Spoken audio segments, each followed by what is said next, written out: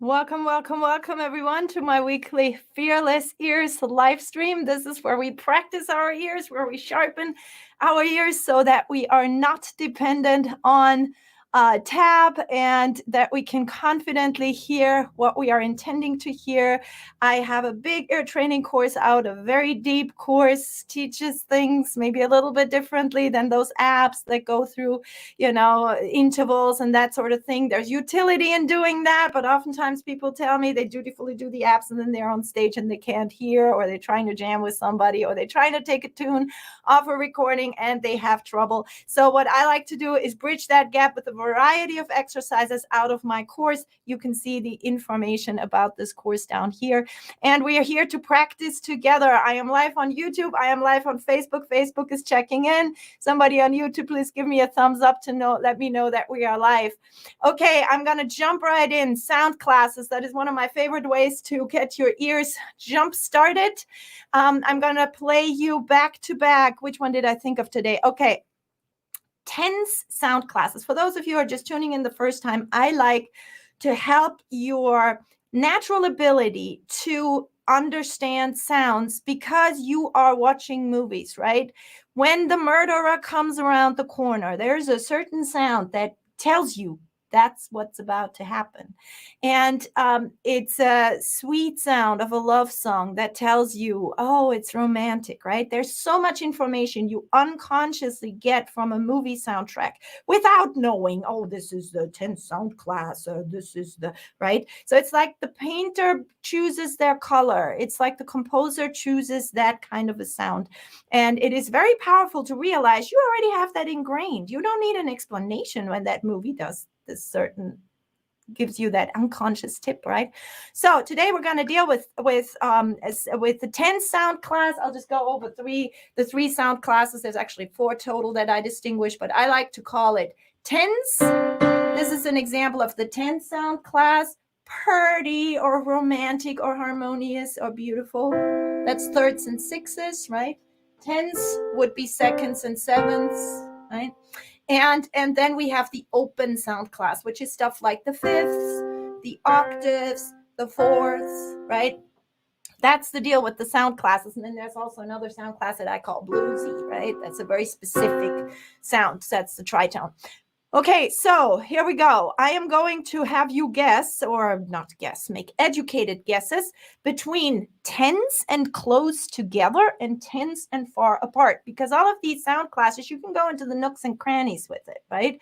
You can take a next step for it. You can't just say, at first, where people are very insecure about their ears, I just go tens, sweet, or open, the open sound class. So then people can start, they get confidence. It's like, oh yeah, I actually do realize what that is. Okay, now we're going to go into nooks and cranny a little bit deeper in the tens sound class. You have the following choices: tens and close together, like this, very close together, minor second, or this, major second. Has a nice tension. Major seconds have a nice rub. You can use them in solos, fills, all sorts of stuff. And then we have the major 7, and we have the minor 7th. And I'm big on theory. I'm big on theory when it comes to relating it to where you need it. And here's the thing. Seconds and sevenths are related. They are what's called inversions of each other. So they are also related sound-wise. So the reason why this is cool to learn in theory is because there's actually a really, really practical application. Seconds and sevenths are inversions of each other. So you can hear that this sound, which is a major 7, I'm playing C to a B, and this sound is kind of similar in its quality because I'm also playing B to C. This is B and C, and this is B and C. Just in this B and C, the B's on top, the C's on the bottom, and in this B and C, the B's on the bottom and the C's on top. Let me play this an octave lower because I'm telling you that it makes a big difference in what range of the instrument we play it. Right down here is going to sound much fatter. That's my major 7th down here. It's the exact same interval, just taken down an octave, right? That's one of the reasons why sometimes, like in theory in the app, it feels a certain way, and then you take it out of there into the real life, and it feels a little different. So this is a major 7, and this is a minor 2nd. Okay, so those guys are inversions of each other. And they have a similar sound quality, don't they? Okay, cool. So that's the minor, major seventh and the minor second, and also related are the minor seventh and the major second, like that, right? Minor seventh, major second. So it sounds a little bit less harsh. Both of them do, right? The seventh is not as far away, and it's a little bit close and further away from the root. Okay, so you get to guess. Close together or far apart? I'm going to play them 3 times.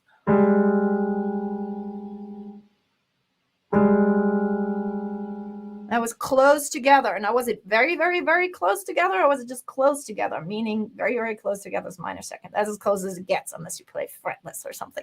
And then, you know, I always like to give me a guess, somebody. I know there's a delay, so I'm not going to wait for the answers, but close together, yes. Is it very, very close or just close?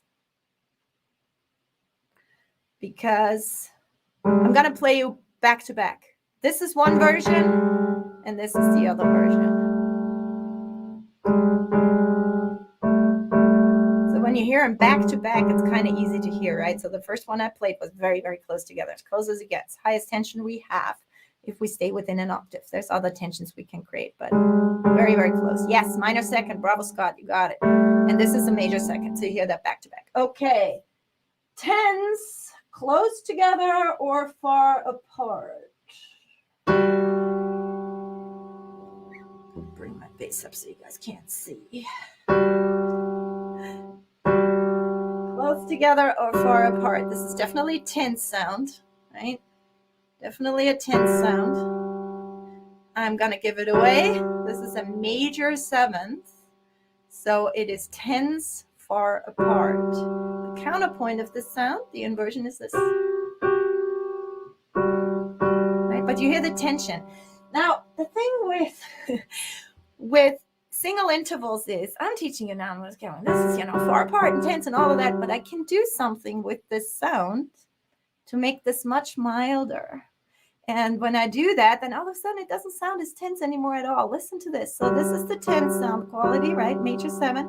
But now I'm putting in a whole bunch of other notes, and now I'm creating a major 7 chord. That makes it way more milder, right? Can you still hear this quality in there? It's kind of, oh, but then, oh, okay, that's purdy, right? That's kind of purdy. It's jazzy. A lot of jazz tunes end on that kind of tonality, right? It's got a little bit of a minor twinge in it because the top of this chord is actually a minor. Try it. So here you go.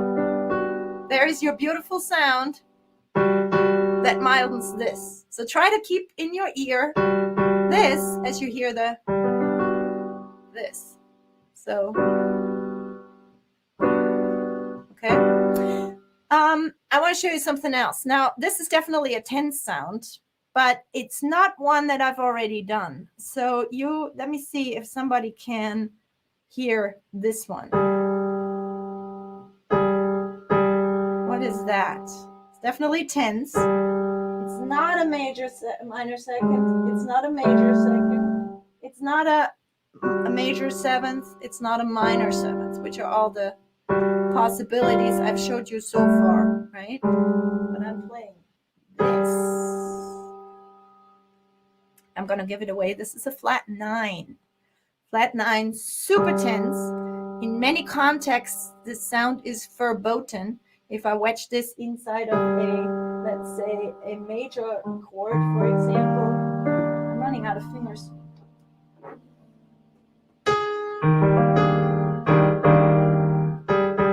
So what I did there is I wedged it inside a chord where this would really sound bad, right? This is in classical theory, you're just not supposed to use that tone, right? It's a flat 9. However, just like with before with the tension, where when I added other notes, it milddened it. I can do this here too. Now all of a sudden, I'm making this a dominant 7 flat 9 chord. That doesn't sound so bad. You hear that? It's still in there, but in this context, I can hang. Okay, so hopefully that connected for you. There can be tense sounds, but when I add things in a certain way, they can milden it. But you can still listen for this really tense sound quality. And the flat nine is interesting. Yeah, gymnastics.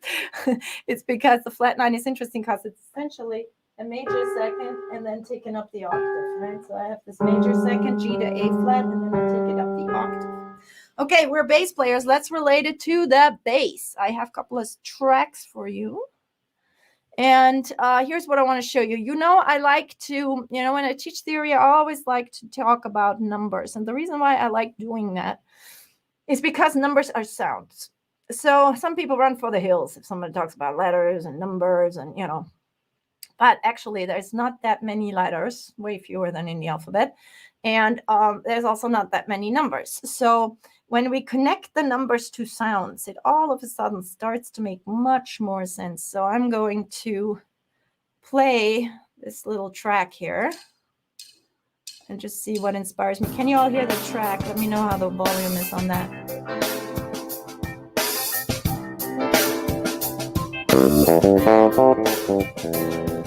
Okay, so what I'm going to do on this is I'm going to play a couple notes. First of all, I'm going to calibrate your ears. And then I want to know from you guys which numbers I am playing. So I'm going to do 1, 1, 2, 3, 2, 1. Let's do this. 1, 2, 3, 5, 6, 8. 1, 2, 3, 5, 6, 8. Every one of those notes is a sound, is a number, right?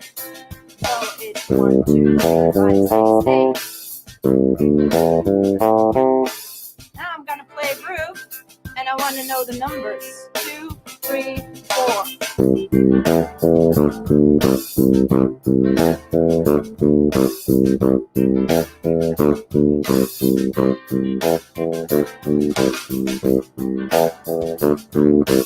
1, 1, 3, 3, 2, 2, 1, 1, 1, 1, 3, 3, 2, 2, 1, 1, 1, 3, 3, 2, 2, 1, 1, 1, 3, 3, 2, 2. How about this one? And pop it in the chat. Pop it in the chat. I'm not gonna wait for it. Yep, 1, 3, 2, 1, and I just doubled them up. You got it, Walter. So, how about this one? Hang on.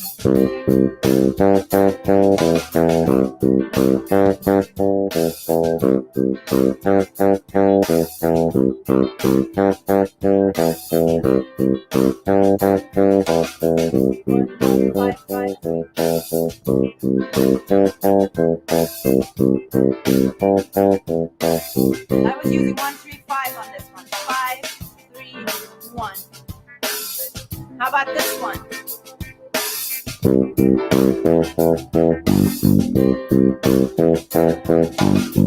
That's a note I haven't used yet.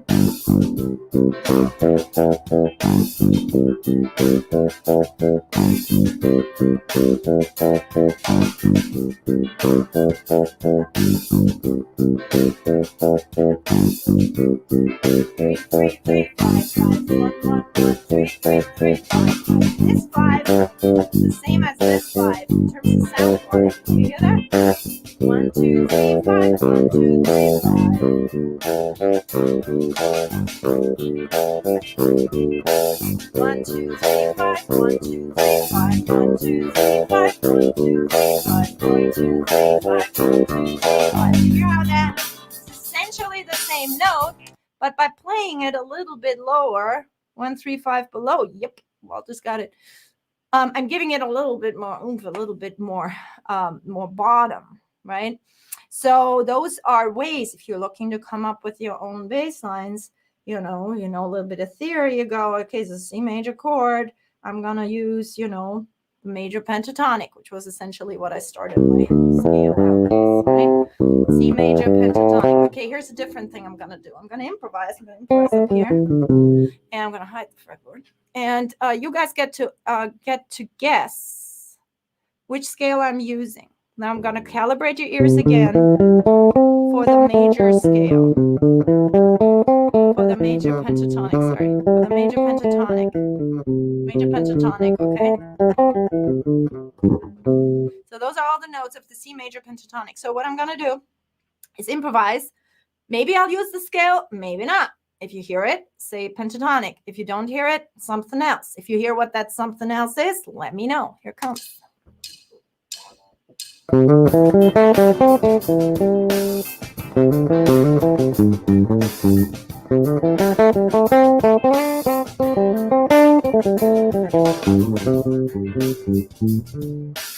So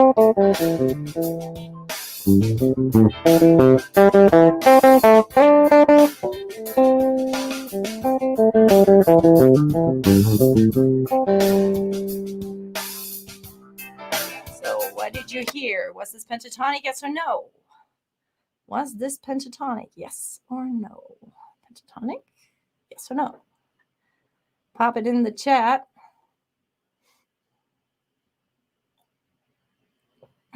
Sip of power coffee.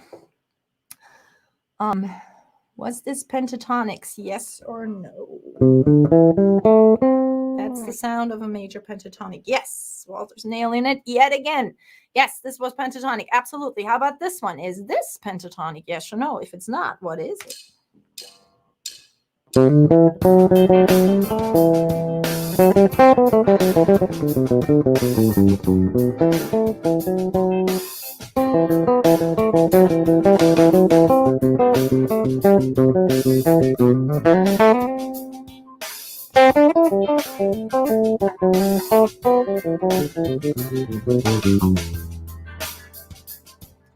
Was this pentatonic, yes or no? The sound of the pentatonic is this.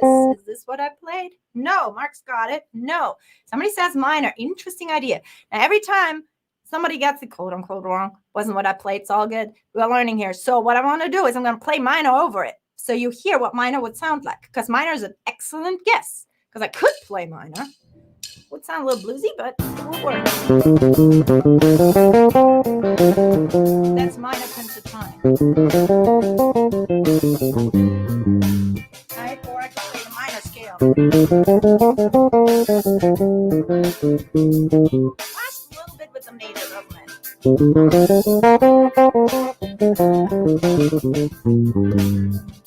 The major's in the track. Now, you get away with playing flat threes over a major chord because that sounds bluesy. It's out of my bluesy sound class.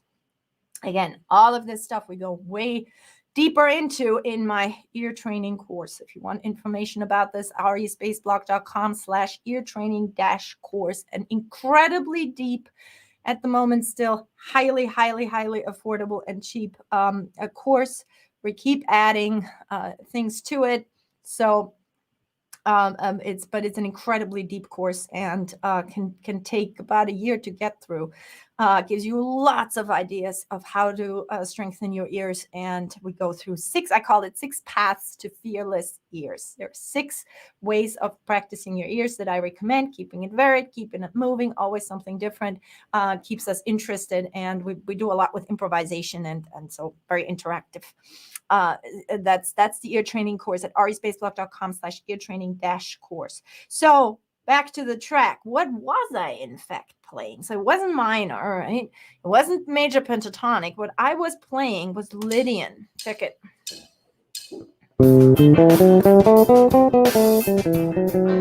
Lydian is a major with a sharp 4.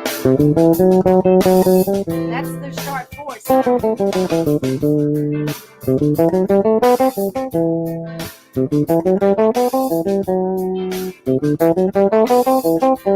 What I'm doing right now, what I just did is an exercise that I call noodle, noodle, noodle, noodle, stay. Because what I'm doing is I do noodle, noodle, noodle, noodle, noodle, stay. And then I sit for an entire bar on one of the scale degrees. It's a super powerful exercise if you want to get yourself into soloing.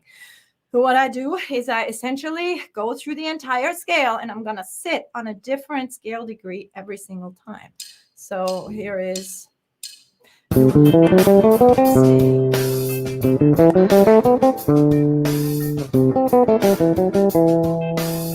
So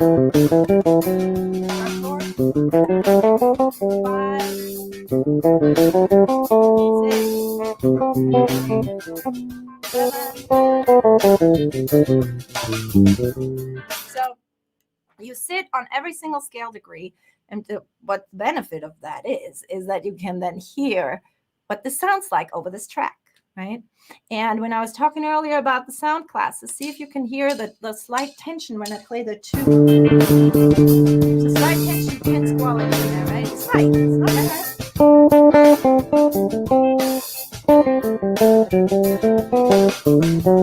And this note really sounds very different than the pentatonic deal, right?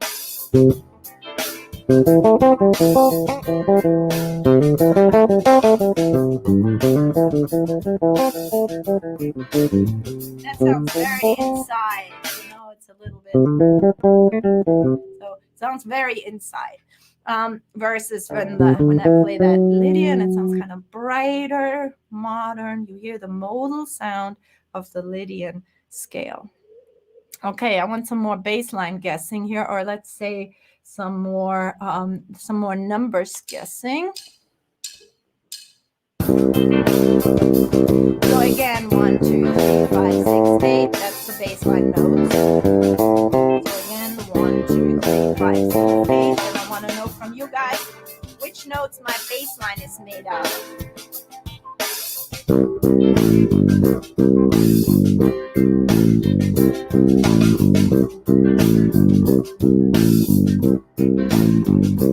I'm gonna take it up an octave.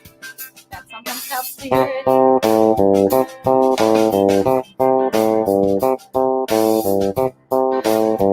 Again, the pentatonic. 1, 2, 3, 5, 6, 8. 1, 2, 3, 5, 6, 8. 1, 2, 3, 5, 6, 8.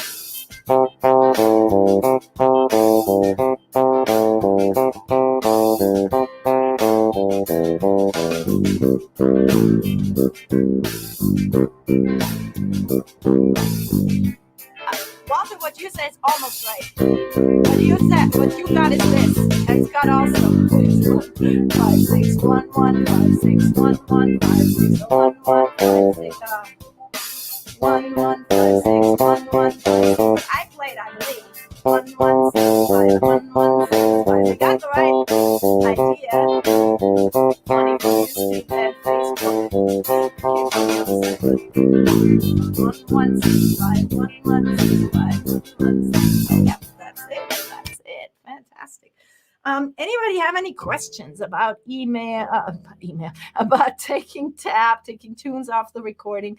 I would so much love to present live how I go about doing that. I use a program called Transcribe, which is a huge help for transcribing tunes, because you have the ability. Here's the interface. You can speed stuff up, you can slow things down, you can zoom in, you can really go into a single note, you can loop stuff. I mean, there's so many things you can do that make transcribing easier and faster, and especially just from a navigation standpoint, when you're trying to figure something out, it can be an extremely helpful thing to have a program like that, rather than when you are, trying to get the YouTube needle exactly to that spot, So I highly recommend it if you are interested in this. There's information here, and I highly recommend it. It's a $39, I think.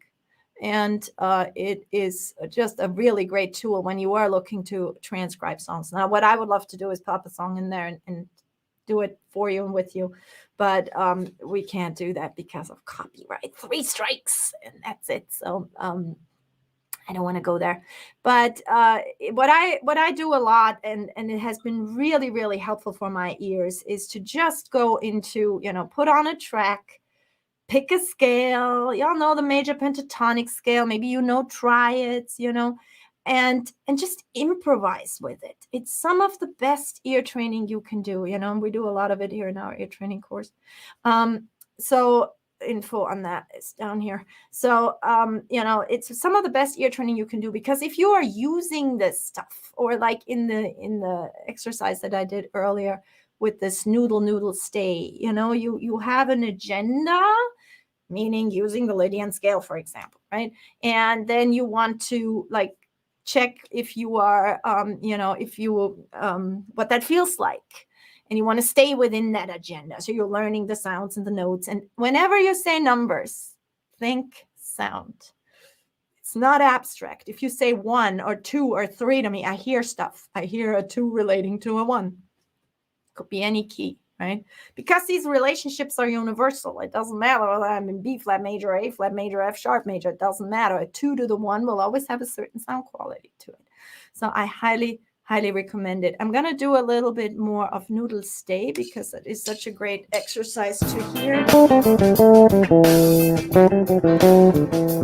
still in Lydian, right? And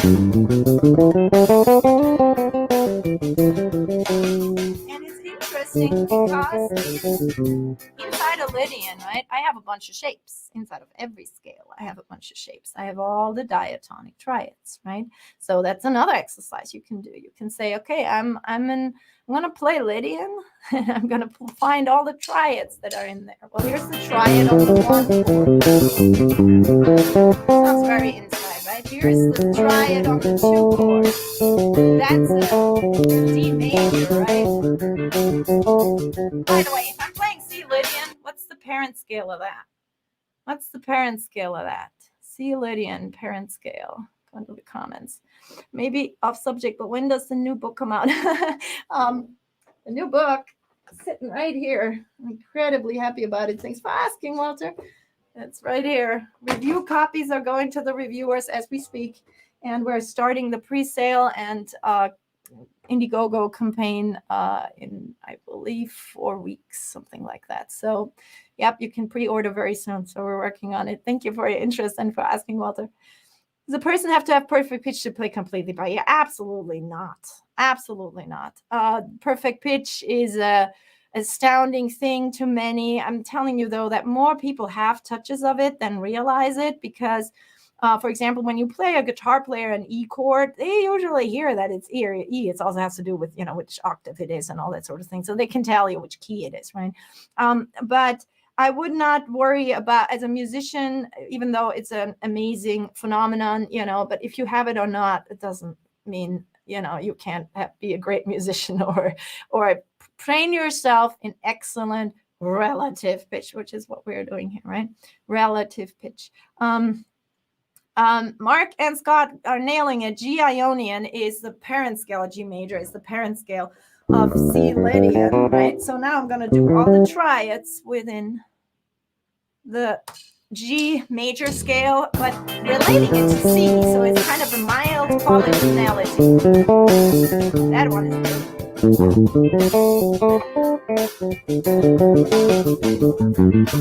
Oh, that's D major over C. So I'm playing, get the C in there as well. Then I could get E minor in. That's a certain sound, right? Then F sharp diminished. That sounds pretty.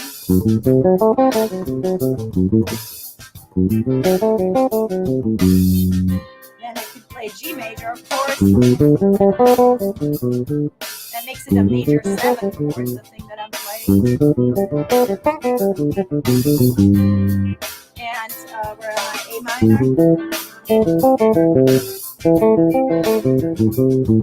You improvise with all these triads, and again, they are diatonic triads. E minor. That sounds very kind of Lydianish. It sounds a bit harsh because it kind of clashes in this context with my ear. Would be the best choice, I think. And then I'm back to C. So again, what I did is I took G major, which is the parent scale of C Lydian, and played from every single scale degree the triad. If you have questions about this, it's all in here. Music Theory for the Bass Player, my book, or ear training course, where we go deeply into how music theory can really, really help your ears. Sometimes the thing with ears is, first of all, it's a muscle. You got to practice it, just do it a bit, do it a lot. Really helps. The other thing with ears is when you have names for things like the major pentatonic or the minor pentatonic or a triad, it's a thing, right? It's a shape. You don't have to reinvent the wheel constantly. If you hear a bass line based on triads, it should start sticking out with you for you. So that is what I highly recommend. Hey everybody, this was my weekly live stream. Please spread the word. Subscribe to my YouTube channel. Check out arispaceblock.com/eartraining-course, a very, very deep course, and really helps you get your ears sharpened up. Appreciate you joining me today and participating. Thanks so much for the comments in the chat. Ari signing off. Everybody have a wonderful weekend. Cheers.